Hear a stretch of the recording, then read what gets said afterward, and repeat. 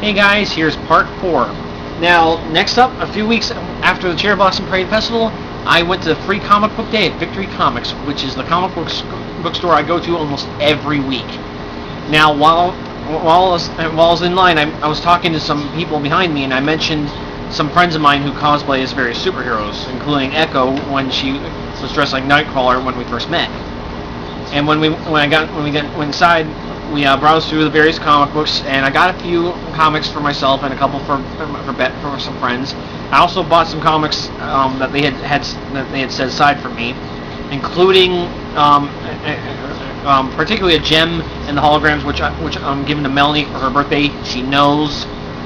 And I also then bought a second copy of Silk, number 3 or 2 or 3. I can't remember which one off the top of my head. Anyway, but that was for Melanie because she forgot to get hers when she went to her Free Comic Book Day. And I should mention ahead of time, so 24 Mustangs. Anyway, I walked around for a while. I took pictures. I also saw a woman dressed like Wonder Woman. I got a picture of her before I left.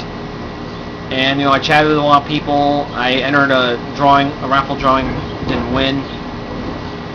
And then after I left, I took the bus to Barnes & Noble to walk around and tag people with my Nintendo 3DS before I went to McDonald's to get some lunch, which I then brought home. And then I just chilled out for the rest of the day. I worked on my computer. I was trying to work on some fan fiction and various other projects I have to do. And like I said, it was pretty fun for my very first official Free Comic Book Day. Oh, and because last year I didn't make it in time, so. But yeah. Now, next up is this past Saturday. I saw Avengers 2: Age of Ultron. I know it's not officially called that, but that's what I think of it. And now the movie takes place, I believe, sometime after Guardians of the Galaxy and Thor 2. I have not seen either movie, although I did get Guardians of the Galaxy for Christmas. Anyhow, I did previously see Captain America: Winter Soldier. Now, at the very beginning, the Avengers are in a place in, I believe, Russia, and they are going after Loki's scepter, which apparently had been stolen. And of course, the original cast has returned. You got Nick Fury, who does not appear until much later in the movie. I will not say when. You got Captain America, you got Thor, you got Iron Man, you got Hulk, and you got the Black Widow and Hawkeye. And during their raid on the Hydra base, which is being run by Baron Wolfgang von Strucker, the Avengers encounter Scarlet Witch and Quicksilver. Now, they could not use the term mutant at the time the movie was filmed because of copyright stuff, and because the company that does Marvel movies now did not have the rights to all their characters. I'm really sorry for that. My neighbor is transporting his trash in a can and recycling bin. Anyway, and Scarlet Witch and Quicksilver basically do a number on the Avengers.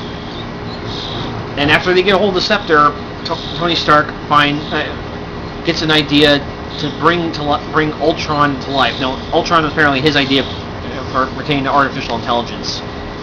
And let's just say that's when things go wrong, because while the Avengers are having a party where we see Stan the Man Lee as a soldier, as a war veteran, and Falcon walking around, and of course Don Cheadle as Rhodey, aka War Machine. And the Avengers have just been hanging out, chilling, talking, even trying to see who was worthy to lift Thor's hammer. Nobody except Thor. Ultron makes his presence known, and well, he causes some problems. And he recruits Scarlet Witch and Quicksilver. But long story short, the movie was. I'm sorry for rambling about that, but anyway, I should mention that day I saw 14 Mustangs, and I saw the movie with my dad. But anyway, the movie was amazing, or better yet, marvelous. And the special effects, the character development, the surprise, the twists and turns were epic. And I can't wait for the next Avengers movies. In fact, I need to find Thor: Dark World, and I do not want to watch it on Netflix. I prefer watching it on DVD. Mostly because you never know when the Wi-Fi will go out. But anyhow, And I should mention, the movie theater I saw it at, it's actually right above the restaurant my sister's boyfriend works at. My dad and I even tried to pay him pay him a surprise visit, but we didn't see him. We figured he was on break.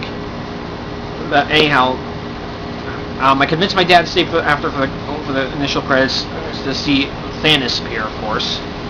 And I should mention, the Vision appears as an Ultron's son. Now, in the comics, the Vision was actually... Ultron was actually created by Ant-Man, a.k.a. Hank Pym. And so that makes the Vision Ant-Man's grandson. But in this case now, Vision is Tony Stark's grandson. But, as I was saying, there was a lot of character development and kick-ass special effects.